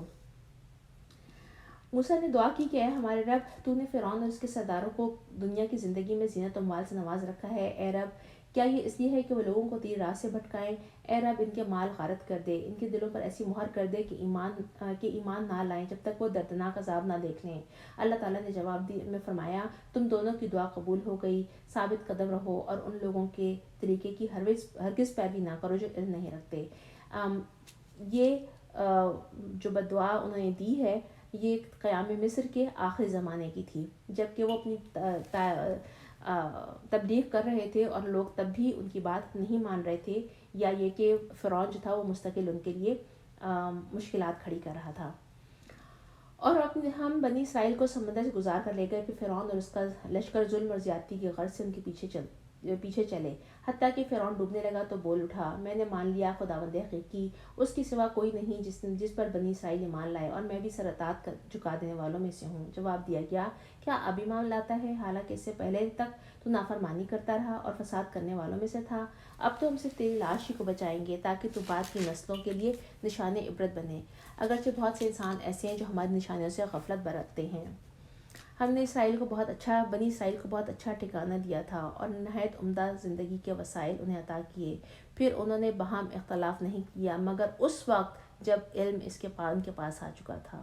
بہنوں آج ہمارے بھی لیے اس وقت امت مسلمہ کا جو بہت بڑا فتنہ ہے وہ علم کا غرور اور تکبر ہے. آج پوری دنیا کی جو مسلمان ہیں نا وہ خش و خاک کی طرح ضائع ہو رہے ہیں. کیونکہ ہمارے اندر یونٹی نہیں ہے. ہر کوئی اپنی ڈیڑھ اینٹ کہتے ہیں نا اینٹ کی مسجد بنا کر الگ بیٹھا ہوا ہے. آپس میں فرقہ واری اتنی زیادہ ہو گئی ہے کہ ایک دوسرے سے ہمارے دلوں میں نفرتیں آ گئی ہیں. میری بہنوں اگر ہمارا اختلاف یوں ہی باقی رہا تو ہم گاجر مولیوں کی طرح کٹتے رہیں گے پوری دنیا میں. اس لیے کہ اصل جو حقیقی ایمان ہے نا وہ ہم نے چھوڑ دیا ہے. اصل ایمان کیا ہے؟ کلمہ حق کے بعد اللہ کے اوپر ایمان لانا اور اللہ کی کتاب کو اس کے نبی صلی اللہ علیہ وسلم کی سنت کے ساتھ مضبوطی سے پکڑ لینا اور پھر ایک ساتھ یونٹی کے ساتھ کھڑے ہو جانا.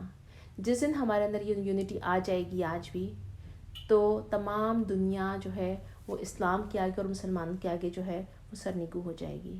اللہ ہمیں بہترین یونٹی عطا کرے. یقیناً تیرا رب قیامت کے روز ان کے درمیان اس چیز کا فیصلہ کر دے گا جس میں وہ اختلاف کر رہے تھے.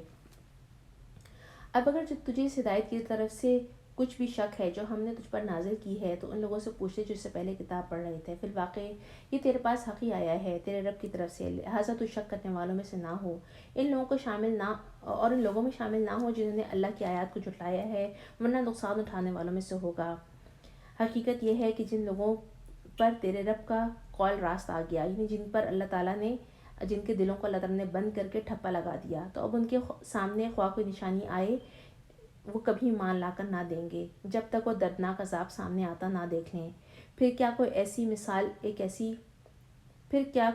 مثال ہے کہ ایک بستی عذاب دیکھ کر ایمان لائی ہو اور اس کا ایمان لانا اس کے لیے نفع بخش ہوا ہو یونس کی قوم کے سوا اس کی کوئی نظیر نہیں. یہ چونکہ سورہ یونس ہے اور سورہ یونس کا میں صرف رفلی ہم پہلے ہی بات کر چکے ہیں. اس میں یہ تھا کہ یونس علیہ السلام تبلیغ کرتے رہے اور ان کی جو قوم تھی وہ ان کے اوپر ایمان لے کر نہیں آئی, لیکن ان کو محسوس ہوا کہ اب ان کے لیے حکم آنے والا ہے کہ وہ اس جگہ کو چھوڑ دیں, لیکن حکم اللہ تعالیٰ نے نہیں بھیجا تھا. تو اللہ کی حکم کے یا یعنی جو ہجرت کا حکم آنے سے پہلے خود ہی ہجرت کر کے اپنے علاقے کو چھوڑ کر چلے گئے. تو جیسے ہی وہ نکل کر گئے اور ان کی قوم نے اپنے نبی کو درمیان میں نہ پایا تو ان کو خوف لاحق ہوا کہ جو چیزیں وہ کہہ رہا تھا وہ آنے ہی والی ہیں. تو اللہ تعالیٰ نے یونس علیہ السلام کو تو ڈفرینٹ وے میں کیچ کر کے تو بعد میں ان کو پلٹایا تھا اپنی قوم کی طرف. لیکن جو اس وقت کی قوم تھی اس کی جب انہوں نے دیکھا کہ ان کے نبی ان کو چھوڑ کے چلے گئے ہیں تو انہوں نے سچے دل سے توبہ کی, استغفار کی, اور انہوں نے ان کی غیر موجودگی میں اسلام قبول کر کے راہ راست پر آ گئے. تو اللہ تعالیٰ فرماتے ہیں کہ سوائے اس بستی کے جس نے عذاب آتا ہوا دیکھ بھی لیا تھا تو اللہ تعالیٰ نے اس کا ٹال دیا عذاب, اس لیے کہ اللہ کے جو نبی تھے ان کے یونس السلام وہ ان کو اللہ کے حکم کے آنے سے پہلے چھوڑ کر چلے گئے تھے. وہ قوم جب ایمان لے آئی تھی تو البتہ ہم نے اس پر سے دنیا کی جو زندگی میں رسوائی کا عذاب تھا وہ ٹال دیا, اس کو ایک مدت تک زندگی سے بہرامند ہونے کا موقع دے دیا.